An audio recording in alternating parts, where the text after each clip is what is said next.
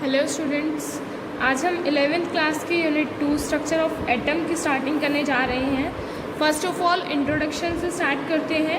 5th century BC में जो Greek philosopher Democritus था, उसने प्रपोज किया था जितने भी मैटर्स की सारी फॉर्म थी, और मैटर की सारी फॉर्म कंसिस्ट करती थी बहुत ही स्मॉल इनडिविजिबल पार्टिकल जो और एक्स्ट्रा डिविजिबल नहीं होते, इनडिविजिबल रह जाते हैं, उनको एटम्स कहते हैं। एटम्स का मीनिंग हम और भी बोल सकते हैं, अनकटेबल और इनडिविजिबल जितने भी होते हैं उनको एटम्स बोल सकते हैं।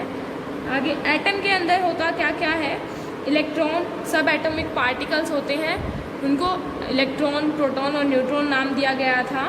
ये सब एटॉमिक पार्टिकल्स क्यों बोले गए, क्योंकि एटम्स के अंदर होते हैं, एटम्स के अंदर इंक्लूडेड होते हैं, दैट्स व्हाई इनको सब एटॉमिक पार्टिकल नाम दिया गया।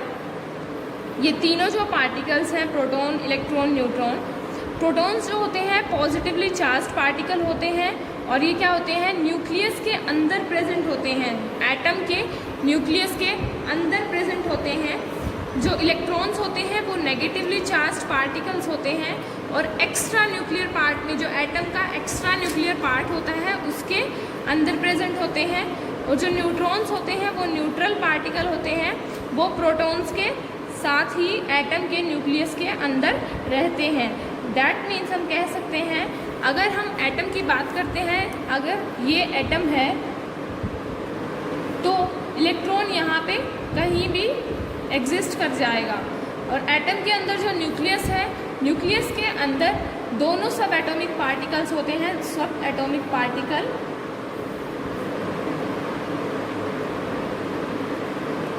प्रोटॉन प्लस न्यूट्रॉन, ये दोनों न्यूक्लियस के अंदर एग्जिस्ट करते हैं, एटम के न्यूक्लियस के अंदर एग्जिस्ट करते हैं। और जो इलेक्ट्रॉन होता है वो हमेशा रिवॉल्व भी करता है या कहीं भी एग्जिस्ट कर सकता है। इसके अलावा न्यूक्लियस के अलावा जहाँ भी जगह होती है एटम के अंदर, उसके अंदर ये एग्जिस्ट कर सकता है। तो ये हमारे तीनों सब एटॉमिक पार्टिकल थे, प्रोटॉन, इलेक्ट्रॉन एंड न्यूट्रॉन। हम इस यूनिट में, जो हमारी ये यूनिट है स्ट्रक्चर ऑफ एटम, हम इसमें डिस्कस करेंगे बहुत सारी डेवलपमेंट्स, जिससे Bohr model, quantum mechanical model, जो इंटरनल स्ट्रक्चर ऑफ एटम है, इन सब के बारे में हम डिस्कस करने वाले हैं।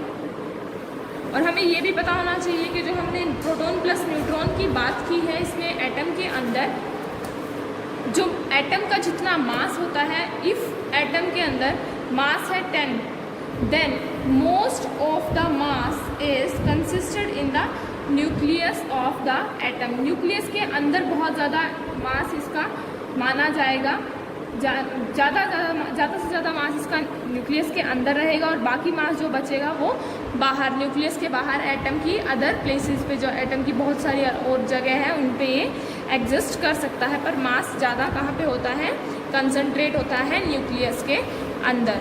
Now coming to page number 2.2, हम नेचर ऑफ इलेक्ट्रोमैग्नेटिक रेडिएशंस के बारे में पढ़ेंगे। इसमें वेव थ्योरी ऑफ रेडिएशन। अब हमें पता है लाइट जो है एक एनर्जी की इम्पोर्टेंट फॉर्म है, light is an important form of energy. हम न्यूटन के कॉर्पस्कुलर थ्योरी के बारे में कह सकते हैं कि ये एक स्ट्रीम ऑफ पार्टिकल्स थी, कॉर्पसल्स ऑफ लाइट्स को कंटेन करती थी, कंसीडर करती थी। और इस सक्सेसफुली हम इसको एक्सप्लेन कैसे कर सकते हैं, रिफ्लेक्शन और रिफ्रैक्शन से। हम पढ़ चुके हैं 10th क्लास में रिफ्लेक्शन भी, रिफ्रैक्शन भी, ये दोनों प्रोसेस हम लाइट के पढ़ चुके हैं, जो भी फिनोमिना थे। बट हम डिफ्रैक्शन और इंटरफेरेंस को हमने अच्छे से नहीं पढ़ा है, इसीलिए जो कॉर्पस्कुलर थ्योरी थी 10th में जो हमने पढ़ी, उसको किससे डिस्कार्ड किया गया और रिप्लेस किया गया, मैक्सवेल वेव थ्योरी से। Maxwell wave theory of light. इस थ्योरी के अकॉर्डिंग टू दिस थ्योरी, जो लाइट होती है वो इलेक्ट्रोमैग्नेटिक वेव्स की फॉर्म में ट्रांसमिट होती है। इलेक्ट्रोमैग्नेटिक वेव्स की अगर हम बात करते हैं तो इलेक्ट्रोमैग्नेटिक वेव्स 3D होती हैं। 3D मीन्स 3 डायमेंशंस में एग्जिस्ट करती है, X, Y एंड Z। अगर हम बात करते हैं जहाँ से इसकी स्टार्ट होती है क्रस्ट एंड ट्रफ, देन हम ऐसे लिख सकते हैं। सिमिलरली ये इलेक्ट्रिक फील्ड कंपोनेंट था, ये हमारा एक इलेक्ट्रिक फील्ड कंपोनेंट है। हम क्या कह सकते हैं, जो इलेक्ट्रोमैग्नेटिक वेव होती है, इलेक्ट्रिक की हमने बात कर ली, अब हमारा बचा है मैग्नेटिक फील्ड कंपोनेंट। तो हम कैसे यहाँ पे इसको ऐसे भी लिख सकते हैं, ये मैग्नेटिक है हमारा मैग्नेटिक फील्ड कंपोनेंट। इन दोनों कंपोनेंट को मिला के electric plus magnetic field component हमारा क्या बन जाता है, इलेक्ट्रोमैग्नेटिक वेव। हमारी इलेक्ट्रोमैग्नेटिक वेव बन जाती है और इसी को हम क्या कहते हैं, मैक्सवेल वेव थ्योरी ने इसी को एक्सप्लेन करने की कोशिश की थी। मैक्सवेल वेव थ्योरी जो हमारी थी इलेक्ट्रोमैग्नेटिक वेव के ऊपर ही बेस्ड थी, उनके प्रोपेगेशन के ऊपर ही बेस्ड थी। अब प्रोपेगेशन क्या होता है, जब जो साउंड वेव होती हैं उनको हमेशा एक साउंड वेव को हमेशा एक मीडियम चाहिए होता है। अगर हम किसी बीकर की बात करें, हम उसमें ऊपर से कुछ एक पाइप डाल के और यहाँ से आवाज़ लगानी स्टार्ट करें तो वो बीकर क्या होगी, उसके अंदर साउंड जाएगा। तो उस मीडियम चाहिए होता है, हमेशा ही साउंड वेव को एक मीडियम चाहिए होता है ताकि वो एक जगह से दूसरी जगह ट्रैवल कर सके। बट जो इलेक्ट्रोमैग्नेटिक वेव जिसकी हम बात करते हैं, इसको कोई भी मीडियम नहीं चाहिए होता प्रोपेगेशन के लिए। इवन ये क्या कर सकती है, वैक्यूम में भी ट्रैवल कर सकती है, वैक्यूम के अंदर भी ट्रैवल कर सकती है। और इसीलिए इसकी क्या होती है, 3D प्रोपेगेशन होता है, ये इसका प्रोपेगेशन ही है। जो electric field component, magnetic field component क्या है, इलेक्ट्रोमैग्नेटिक वेव का एक डायरेक्शन ऑफ प्रोपेगेशन हम कह सकते हैं। और ये क्या होता है, वैक्यूम के अंदर भी इवन ट्रैवल कर सकती है। अब हमारे पास इलेक्ट्रोमैग्नेटिक वेव्स जो होती हैं उसकी डिफरेंट टाइप्स आते हैं, डिफरेंट बात करते हैं। तो टाइप्स ऑफ इलेक्ट्रोमैग्नेटिक वेव्स में हम कह सकते हैं एक्सरे, विजिबल लाइट और रेडियो वेव भी आता है। अब इन सब different type of electromagnetic wave को कैरेक्टराइज करने के लिए, टू कैरेक्टराइज हमें क्या करना पड़ता है, कुछ पैरामीटर्स सेट करने पड़ते हैं, डिफरेंट टाइप ऑफ पैरामीटर्स हमें सेट करने पड़ते हैं। और वो पैरामीटर्स हमें यूज़ करने से पहले समझने पड़ते हैं। वो कुछ पैरामीटर्स जो हम बात करेंगे वो हैं wavelength, frequency, velocity, wave number and the last one is amplitude. ये चारों हमारे पैरामीटर्स हैं और ये पैरामीटर्स किस लिए बनाए गए हैं, to characterise the different type of electromagnetic waves. इनको हमने पैरामीटर्स को सेट किया है। इन पैरामीटर्स को हम डिफाइन करेंगे, हम देखेंगे कि इनको रिप्रेजेंट कैसे किया जाता है, कौन कौन से लेटर से किया जाता है, इनको बोलते क्या हैं। सबसे पहले अगर हम वेवलेंथ की बात करते हैं, वेवलेंथ को हम क्या कहते हैं, दो जो क्रेस्ट या फिर ट्रफ होती हैं उनके बीच का डिस्टेंस, नेबरिंग क्रेस्ट या फिर ट्रफ। अभी हमने क्रेस्ट और ट्रफ को ऐसे डिफाइन किया था, हमने बताया था अगर हम ऐसे बात करते हैं, these are two crest and these are two trough. तो जो नेबरिंग क्रेस्ट होती हैं, neighbouring crest are these, both of these are neighbouring crest. जो इनके बीच का डिस्टेंस होगा, दोनों के बीच का डिस्टेंस जो होगा उसको हम कहेंगे वेवलेंथ। या तो हम क्रेस्ट की बात करते हैं, इफ़ अगर हम ट्रफ की बात करते हैं यहाँ पे, तो ये डिफरेंस भी हम इसको भी वेवलेंथ के नाम से ही जान सकते हैं। अब वेवलेंथ को डिनोट किस लेटर से करते हैं, वेवलेंथ को हम रिप्रेजेंट करते हैं इस लेटर से, और ये लेटर जो है हमारा लैम्डा नाम से जाना गया है, लैम्डा। और अगर हम इसको जनरली मेज़र, सिंपली मेज़र करने की बात करते हैं तो हम इसको ऐसे इस वर्ड से मेज़र कर सकते हैं। और ये जो वर्ड होता है ये होता है हमारा एंगस्ट्रॉम, एंगस्ट्रॉम। और ये इसकी यूनिट होती है नैनोमीटर में। हम एनएम जब लेते हैं नैनोमीटर में तो इसकी यूनिट नैनोमीटर भी होती है। अब 1 एंगस्ट्रॉम जो होता है हमारा वो 10⁻⁻10 मीटर के इक्वल होता है, और जो 1 नैनोमीटर होता है हमारा वो 10⁻⁹ मीटर के इक्वल होता है।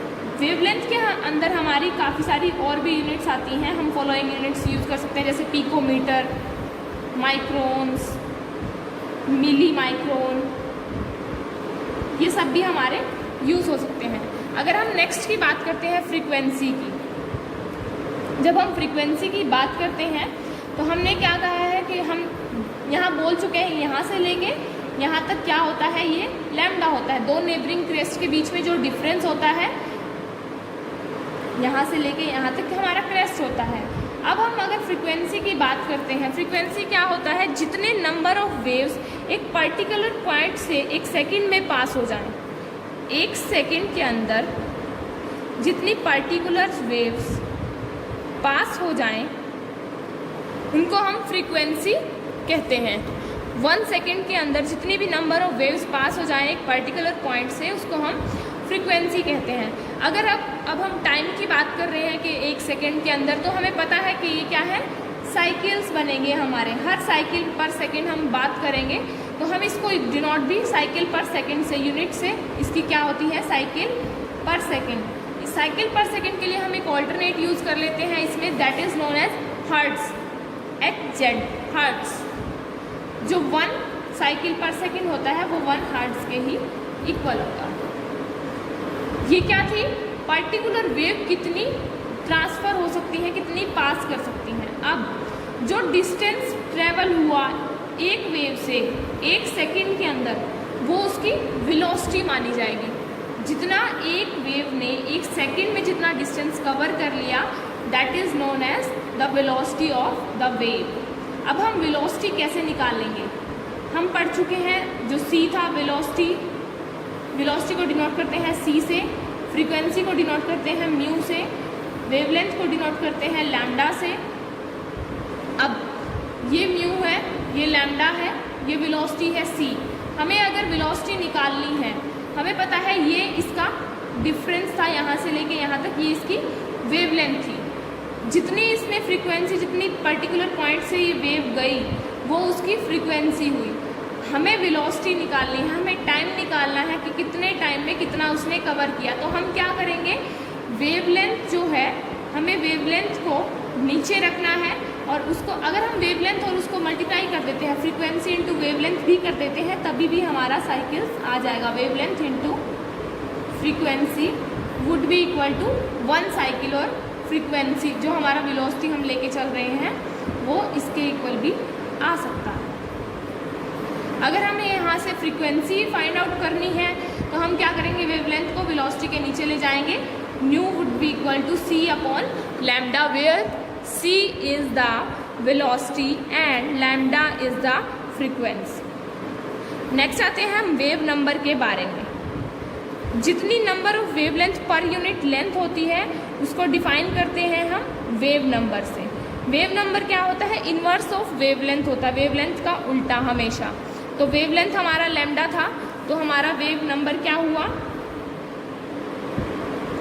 हमने कहा है ये इन्वर्स ऑफ वेवलेंथ है, दैट मीन्स ये 1 अपॉन लैम्डा होगा। अब हमें पता है लैम्डा हमारा क्या था, लैम्डा की वैल्यू हमारी c अपॉन म्यू थी।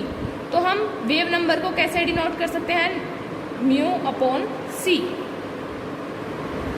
नेक्स्ट लास्ट जो हमारा है एम्पलीट्यूड।